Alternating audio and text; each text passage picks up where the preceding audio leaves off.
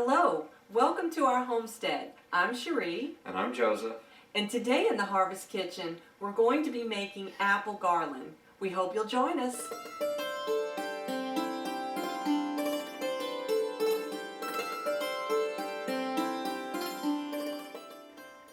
Today in the Harvest Kitchen, we're going to be making apple garland. Now this garland is really fun because just like the citrus ornaments we made in a previous video, we're going to be slicing apples very thin, about 1/8 to 1/4 inch, and then dehydrating them in the dehydrator at about 125 to 135 degrees for about 8 hours. Now the fun part about this is that this is edible, or you can use it for potpourri. So in my house, what I normally do is I like to dry the apples. I use red and green apples, and I alternate the colors to add more color. And then at the end of the season, I'll actually take these apples, store them in a mason jar, and then throughout the year with cinnamon and citrus and maybe cloves, I'll use it for potpourri. Now, it's also great for snacks, so if you have children come over, they can certainly take one off and eat it. But it'd be a fun gift to give a friend as well, including you could add citrus, you could add cinnamon sticks, and maybe even some candy canes. And wouldn't that be fun? Because all of those things could be added to a potpourri or just for snacking. So let's move on to the Harvest Kitchen, onto our workspace, and let's start making this. It's very simple and it's a quick project, and it'll make your home look very folksy and traditional and a fun thing to do with the children. So let's get started. So today in the Harvest Kitchen, we're going to be making apple garland. Now, what we're going to do, these are the supplies we need. So we have our dehydrated apples in this tray. I went ahead and put some citrus in the picture because we can try a little bit of that and show you what it looked like. So we have some dehydrated oranges. We have curling ribbon, just the kind that you would wrap presents with and curl with a pair of scissors. We have a pair of scissors.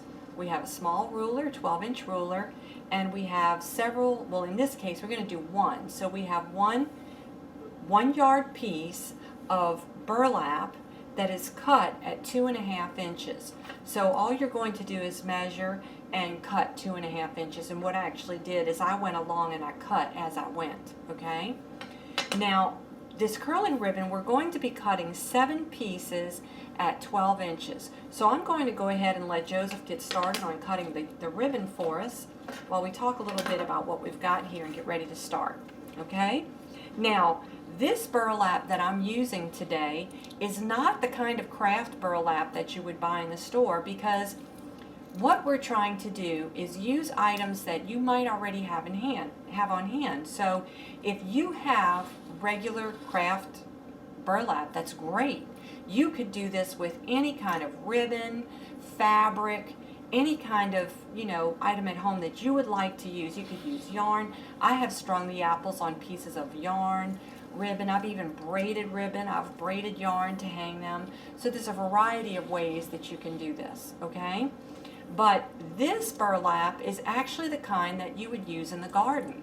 I bought this several years ago, it's just the roll that you would buy at the home improvement store, the hardware store. And I actually have so many yards of it. I've used it for a variety of things, and it still just keeps going. Now the thing with cutting this kind of burlap is you're going to have a lot of unraveling. But I'm not really worried about it because we're going to pinch and tie on our apples throughout this piece of ribbon here of burlap. And so we're going to gather it together, and we want it to look kind of rustic. It's very homespun, and that's the beauty of it, okay? So now what we're going to do is Joseph is going to start preparing the apples for us. We're going to pick out from our container here some of the best apples. Here, I'll give you this one. See the shapes? These are really wonderful shapes. They don't always come out this way, but it really is important to pick out the apple. I found that the Red Delicious work the best for this because it has the heart shape that's very predominant. Okay, so I'm going to let him start working with these. This is some green apple that I also used, and I cut it pretty thin so it kind of curled up, but I'm not really worried about that because it just makes it even more organic. It's just kind of fun. So what we're going to do is we're going to alternate red and green apples. I also wanted to show you Here is a cut that I did round ways. So let's see if you can see that, okay? You see the heart in the center where the apple part was? So what I actually did was lay the apple on its side and I cut about 1/8 inch cuts. Now it's pretty tricky. I had to use a serrated knife. I found that the skins on the Red Delicious were actually considerably thicker. Okay, but let me show you from the side how thin this is. Isn't that amazing? Now if you wanted to get a perfectly flat piece, we were wondering if maybe you could set little rocks or pebbles on top of the apples. Something that's clean, of course, as it goes through the dehydrating process. But we're going to pick out some of our best shapes for this apple garland. Okay, so Joseph is already tying, so you can see what he's doing. We're taking the piece of ribbon, the curling ribbon, splitting it in half, running it through a portion of the apple. Now if you don't have a good opening on that portion, what you want to do is just take your scissors and just reach on the apple and just make a hole, and then you want to tie it at the top part of where the apple would be, okay? So what we're going to do now is we're going to measure every 6 inches. So let's move the ribbon out of the way, and we're going to start at the very end. So let me shift this down so you can see in the camera. Okay, we're going to start right here on the end, and all I'm going to do is just tie. I'm not worried about making it look pretty at the moment. I just want to get it tied, okay? So I'm going to make a double knot, and then we fix our apple into the position we want, and then I take the scissors, and what I'm going to do with curling ribbon, you know, if you curl all in the same direction, you just have a spiral going down. But what we're going to do is we're going to curl a little bit in one direction, then flip the ribbon and curl it in another direction. So then you have a curl that is all the way through and it's moving in different directions, and it's going to give a little bit more movement to your ribbon when it's finished. Okay, so here we go. There's our first apple, and we're going to position it. Later on when we set it in place, of course, it'll look really nice. But there we go. We're getting started. So we'll continue every 6 inches. And what I'm going to do is Joseph has a red one here, so he's about to make a green one. We're going to alternate. So since he's working on the green one for me, let's go down to 12 inches, okay? And we're going to do the same thing. We're just going to tie. So if you have a child with the ability to tie, this would be a great time to get their help. And you can also talk about where apples come from and how God has made good food on our earth for us to eat, and how delicious and nutritious apples are. So this would be a great time to have that kind of discussion about good nutrition. And there we go, double curl, again, double curl, and we're going to fix our apple, okay? And then here comes our next piece. So you want to pick the prettiest side. This side's a little bit brown. Sometimes I actually like the brown look. It looks pretty good. Now when I was cutting my apple pieces, slicing them to go into the dehydrator, my friend and neighbor Yvette taught me something wonderful, and it really works. The way to keep your fruits and vegetables from browning, instead of using, oh, I guess what would you use? Maybe vinegar or something like that to keep it from browning, maybe lemon, okay? So normally you would put lemon or something like that to keep from browning. I was thinking vinegar because of pickling. But she actually told me to use salt in the water. So while you're cutting and slicing your apples or whatever it is that you're about to put in the dehydrator, you can go ahead and actually put a little bit of salt water solution, put your slices in there, and that's what I did with these, and they did not brown too much before they went into the dehydrator. Okay, so now we have 3 pieces, and you see our garland starting to happen. Okay, so we're going to continue, and we'll come back in just a minute and show you what the finished product looks like. Okay, and here it is. Here's our apple garland. We've tied it on every 6 inches, alternated red and green apples. Now, if you wanted to add the citrus, you could use limes, grapefruit, oranges, anything you have.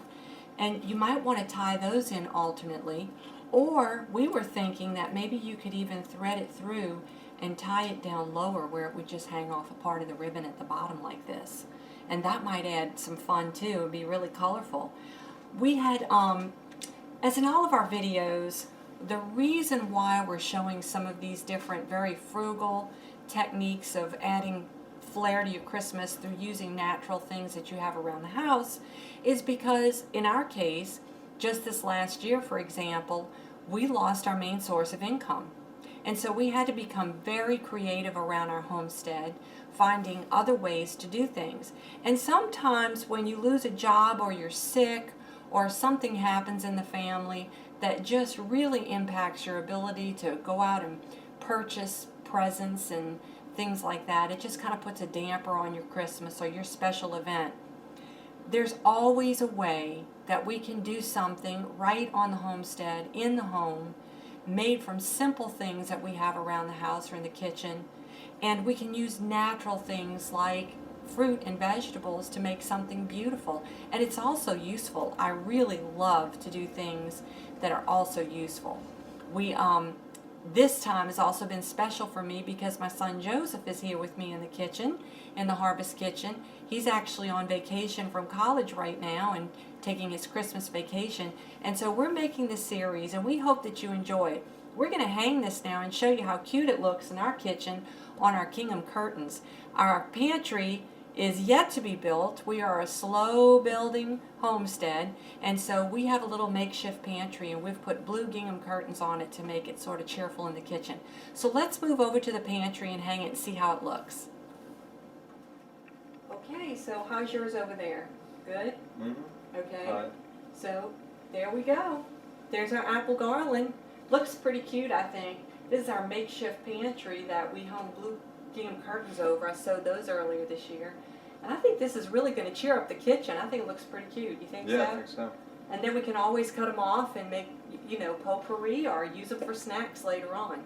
So this is just a fun idea, and I'm sure you'll have some great ideas. You could actually stitch the edges together on this burlap garland and make really long garland to put on your Christmas tree or maybe hang over a door with some greenery. I think that would be really pretty. So I hope you'll try this out. Let us know what you think. Please post in the comments any suggestions or comments you might have, and if you do this, we'd love to hear about how it turned out for you. And also, please visit us on our Facebook page, which is facebook.com/BayouTown, BayouTown. And you can also visit us at our website, which is www.bayoutown.com. Now, our page is a little old. We will be updating it, but you can see some of the activities we've been doing over the past few years with puppetry and other things.